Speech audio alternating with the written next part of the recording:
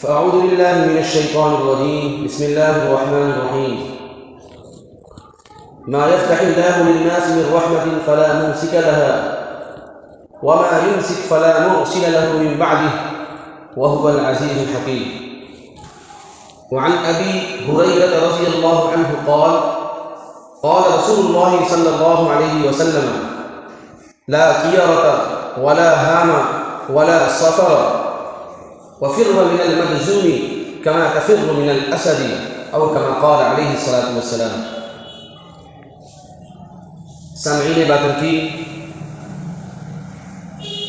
اسلام ایک مکمل نظام حیات ہے۔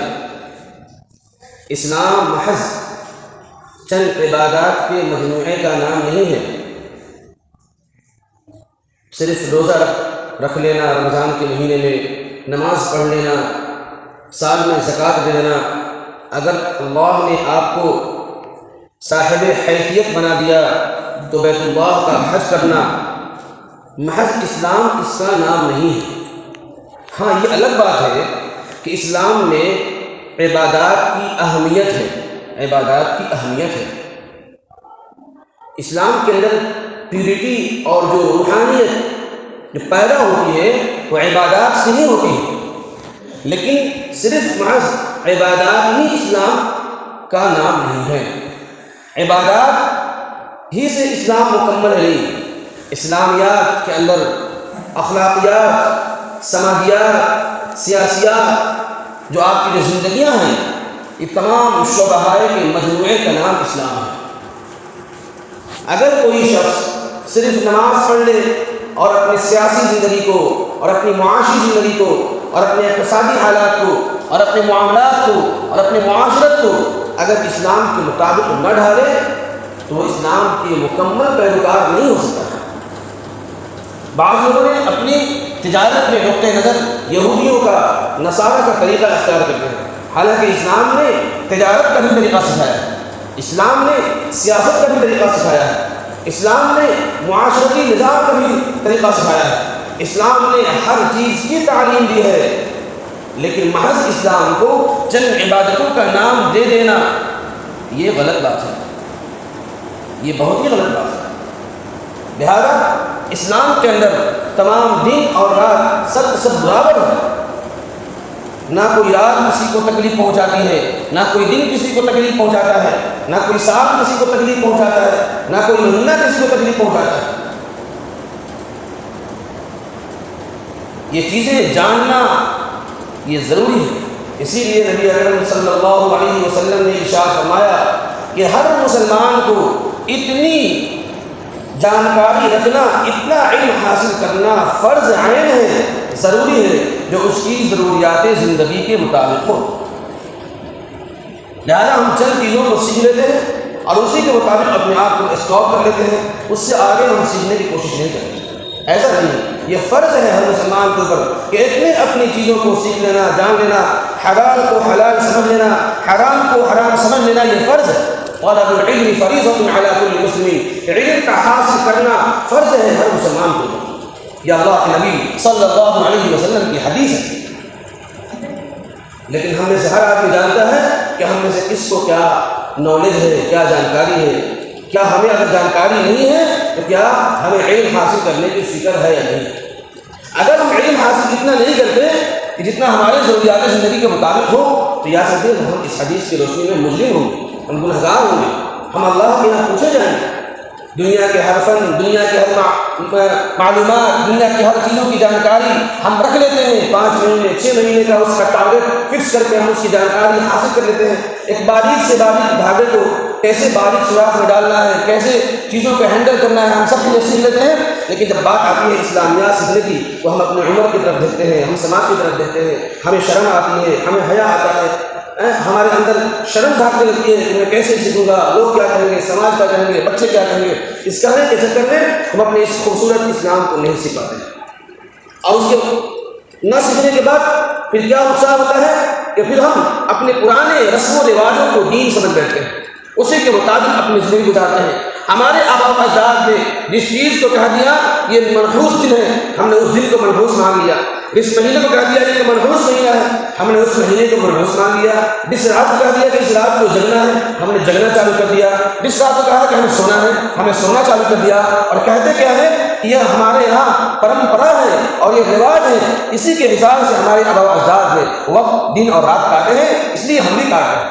تو اسلام پرمپراؤں سے نہیں چلتا، اسلام رواجوں کی محتاج نہیں ہے، اسلام خود ایک قانون ہے، ایک نظام ہے، اسلام خود ایک گائیڈ لائن ہے، اسلام کا ایک اللہ کی طرف سے ایک بک ہے، اس کے مطابق زندگی گزارنی ہے۔ 1400 سال سے لے کر اب تک اور قیامت تک اسلام اسی کے حساب سے چلے گا۔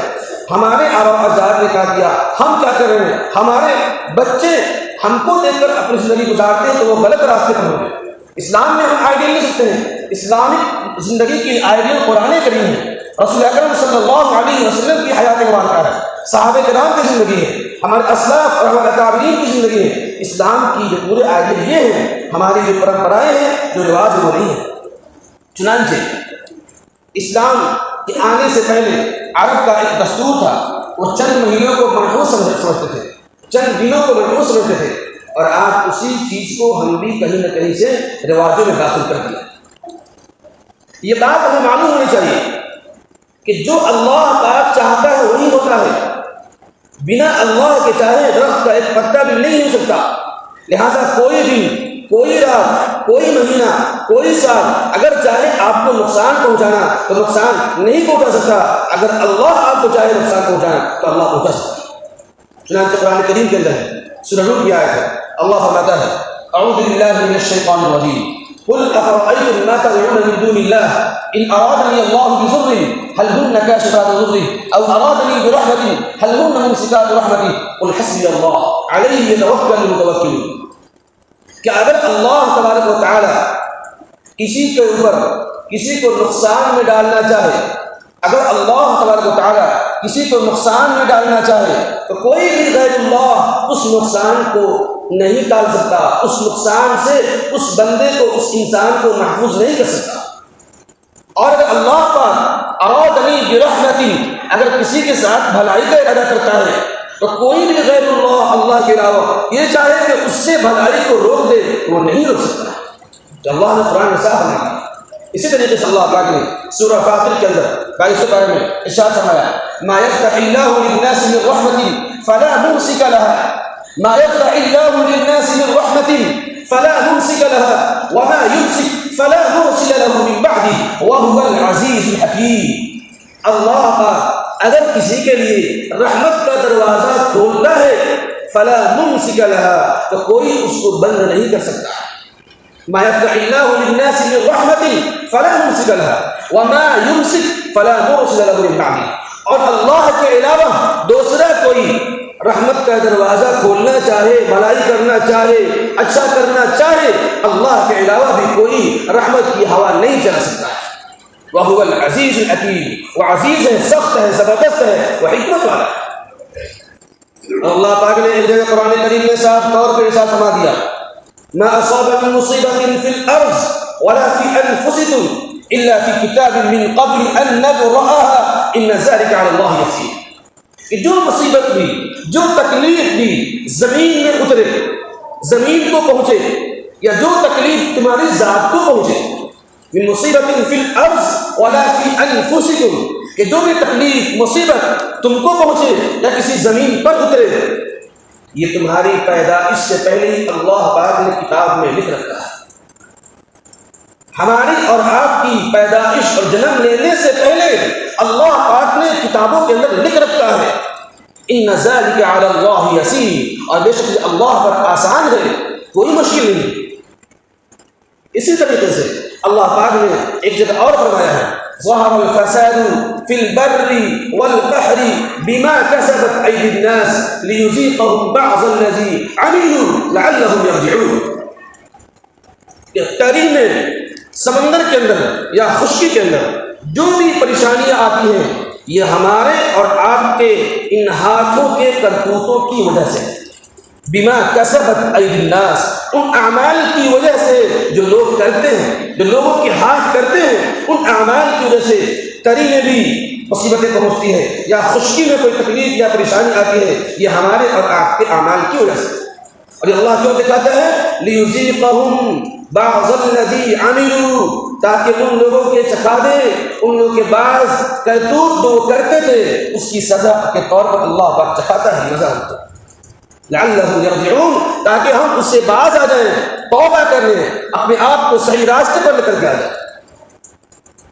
اسی لیے یہ کہنا کہ فلاں کے آنے کی وجہ سے، الو کے بولنے کی وجہ سے یہ پریشانی آ گئی، فلاں کے آنے کی وجہ سے یہ تکلیف ہو گئی، پرانی کہاوتیں ہیں کہ الو بولتا ہے یا الو جگتا ہے تو بڑا تکلیف ہو جاتی ہے، اس مہینے میں شادی نہیں کرنا، جیسے یہ مہینہ چل رہا ہے سفر کا، محرم سفر کے مہینے کو عام طور پر منحوس مہینہ لوگ کہتے ہیں، یہ منحوس مہینہ، اس مہینے میں جائیں گے آپ تو جس علاقے میں جاہلیت زیادہ ہے یا جو آج بھی دیہات کے لوگ ہیں، بعض دفعہ دن اتارنے کا موقع ملتا ہے تو کہتے ہیں کہ سفر کا مہینہ نہیں ہونا چاہیے، بعض لوگ کہتے ہیں محرم کا مہینہ نہیں ہونا چاہیے، کیوں بھائی؟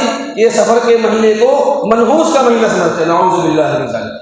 اور دن بھی کوئی منحوس ہوتا ہے، مہینہ بھی کوئی منحوس ہوتا ہے، وجہ پوچھیے بھائی یہ منحوس کیوں ہے؟ تو کہتے ہیں کہ اس سفر کے مہینے میں ہمارے اور آپ کے آقا حضرت محمد صلی اللہ علیہ وسلم ابتدائی 13 دنوں میں بیمار تھے، ان کی بیماری کے آنے کا مطلب یہ ہے کہ سفر کا مہینہ منحوس ہے، تبھی تو ان کی بیماری آئی۔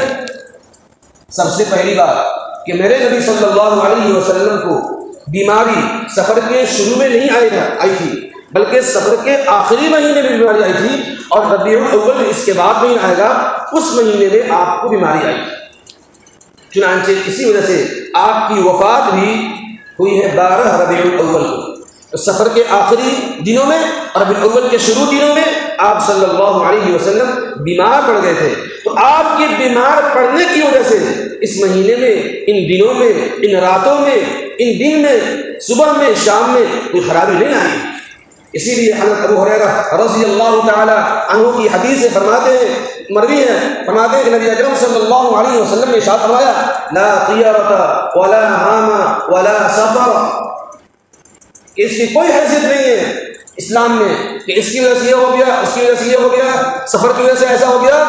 اتنا فرمایا، بعض لوگ کہتے ہیں کہ اس بیماری کے ساتھ مت رہو، لگ جائے گی، ان کے ساتھ مت رہو، لگ جائے گی۔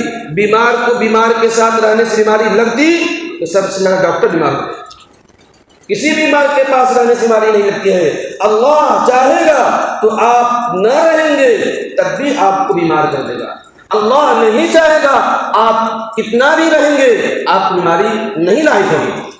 یہ وائرس نہیں ہوتا ہے کہ گھومتا رہتا ہے اور لگ جاتا ہے، ڈاکٹروں کی مشورے کے مطابق عمل کرنا ہے، اس پر یقین نہیں کرنا ہے، ڈاکٹروں کے مشورے کے مطابق عمل ضرور کرنا ہے، اس پر یقین نہیں کرنا ہے۔ وہ بھی کتاب کے روشنی میں، وہ بھی اپنے پڑھنے اور تجربے کی روشنی میں ایک بات لکھتے ہیں، تو یہ بھی سنت رسول ہے کہ ڈاکٹروں کو مشوروں پر عمل کرنا سنت ہے، ڈاکٹروں کی دوائی کا استعمال کرنا سنت ہے، لیکن یہ یقین کر لینا کہ ڈاکٹر صاحب نے جو کہا ہے یہ 100% صحیح ہے، یہی شرک ہے، یہی کیا ہے؟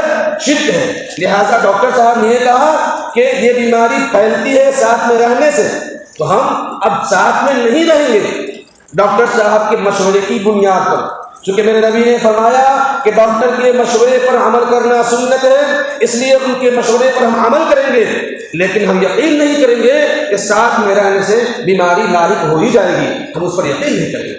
اسلام مکمل بنیاد یقین پر ہے، یقین اگر آپ کا درست ہوگا تو 100% آپ اللہ کو ماننے والے ہو جائیں گے، اگر آپ کی یقین میں گڑبڑی پیدا ہو جائے گی تو آپ اللہ کی ذات میں شریک کرنے والے ہو جائیں گے غیر اللہ کو۔ اس لیے اس سے بچنا ہے اور اس سے احتیاط کرنا ہے۔ اسلام میں کوئی بھی مصیبت، کوئی بھی تکلیف، کوئی بھی پریشانی کسی دن کی وجہ سے، کسی رات کی وجہ سے، کسی مہینے کی وجہ سے نہیں آتی ہے۔ اللہ جسے چاہتا ہے مصیبت دیتا ہے، جسے چاہتا ہے تکلیف دیتا ہے، جسے چاہتا ہے سکون دیتا ہے۔ ایک اور نقطے کی بات کہہ کر بات ختم کرتا ہوں۔